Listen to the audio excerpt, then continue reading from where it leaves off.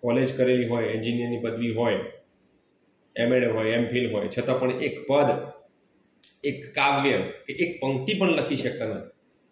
આ મહાન વ્યક્તિઓ જે આપણને ભેટ આપી છે ભજન સ્વરૂપે, એ આપણે આપણા જીવનમાં જો ઉતારીએ તો આપણો બેડો પાર થઈ જાય. એવી આ દાસ સતાનની એક વાણી મને ખૂબ ગમે છે, ત્યારે તમને સંભળાવવાની કોશિશ કરું છું. સાંભળજો, મજા આવશે.